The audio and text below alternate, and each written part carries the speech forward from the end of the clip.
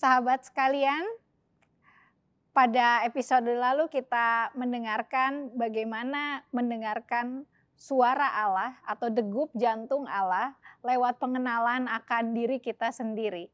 Pada saat ini kita bersama-sama akan mencoba untuk memahami bagaimana mendengarkan detak jantung Allah itu ketika kita melakukan apa yang namanya attentive listening kepada orang-orang yang ada di sekitar kita, khususnya keluarga dan para sahabat kita.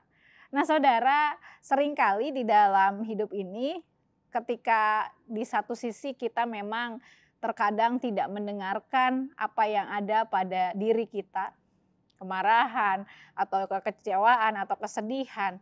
Tapi di sisi lain kita juga terkadang tidak mendengarkan apa yang menjadi kebutuhan atau pergumulan orang-orang yang ada di sekitar kita. Karena itu tak jarang kita seringkali dianggap egois oleh orang-orang yang ada di sekitar kita. Karena kita memaksa mereka untuk menjadi seperti apa yang kita inginkan, apa yang kita harapkan, bukan menjadi apa yang mereka butuhkan. Dan kali ini kita akan mencoba untuk mendengarkan sesama kita. Kita akan belajar untuk mendengarkan orang lain, mendengarkan keluarga kita, mendengarkan sahabat-sahabat kita, karena disitulah justru suara Allah itu dinyatakan. Saudara-saudara, saya teringat satu buah bagian kitab suci dari 2 Timotius 1 ayat 6 sampai 7. Ini adalah surat dari Paulus kepada Timotius muridnya. Dia katakan seperti ini. Karena itu kuperingatkan engkau untuk mengorbankan karunia Allah yang ada padamu oleh penumpangan tangan atasmu. Sebab Allah memberikan kepada kita bukan roh ketakutan, melainkan roh yang membangkitkan kekuatan, kasih, dan ketertiban. Di sini Paulus bicara kepada Timotius. Sebagai seorang pemimpin jemaat yang masih muda, tentu saja banyak pergumulannya. Karena kalau dari sisi usia, ya pasti dia belum berumur seperti orang lain gitu ya, seperti orang-orang yang ada di sekitarnya. Tetapi yang menarik adalah di sini ketika Timotius mungkin merasa ragu apakah dia bisa memimpin, apakah dia bisa melangkah, maka Paulus, gurunya, sahabatnya yang sudah dianggap seperti saudaranya sendiri, justru mengingatkan satu hal yang penting kepada Timotius untuk berani, untuk mengorbankan karunia Allah yang ada padanya melalui penumpangan tangannya atas Timotius. Jadi di sini saya melihat satu hal yang menarik, bahwa Tuhan itu bisa bicara lewat orang-orang yang ada di sekitar kita, termasuk lewat anak kita, lewat orang tua kita, lewat pasangan kita, atau lewat sahabat-sahabat kita.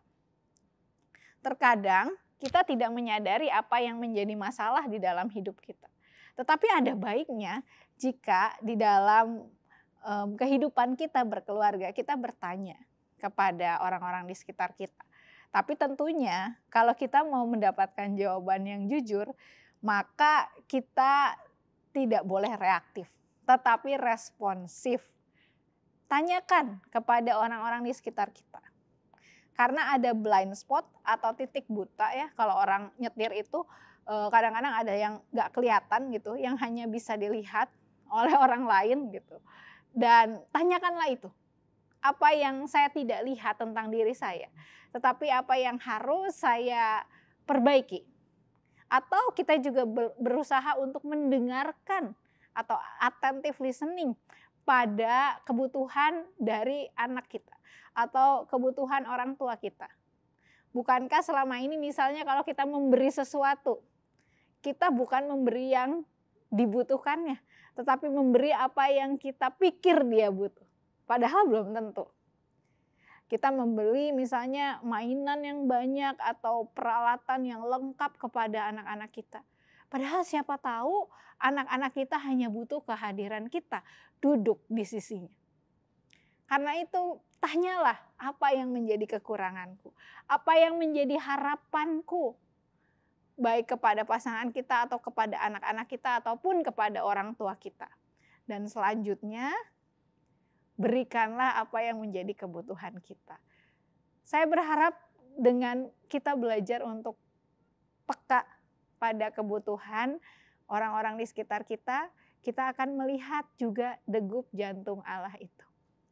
Bahwa ketika seperti yang saya sampaikan pada sapaan sahabat yang lalu, ketika seorang bayi dipeluk oleh ibunya dan merasakan kenyamanan detak jantung sang ibu, demikian juga kita akan merasakan kenyamanan detak jantung Allah ketika kita mengerti apa yang menenangkan bagi kita dan buat orang yang kita kasihi.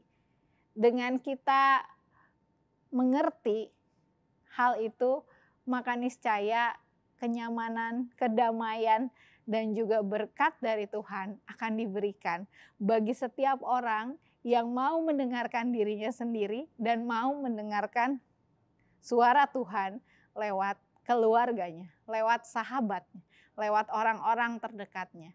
Selamat mendengar dan selamat bertanya. Dengarkanlah dengan baik, Tuhan memberkati. Jangan lupa like, subscribe, dan tekan tombol lonceng untuk mendapatkan seri Sapaan Sahabat GKI Kayu Putih di channel Sahabat GKI Kayu Putih. Tuhan memberkati.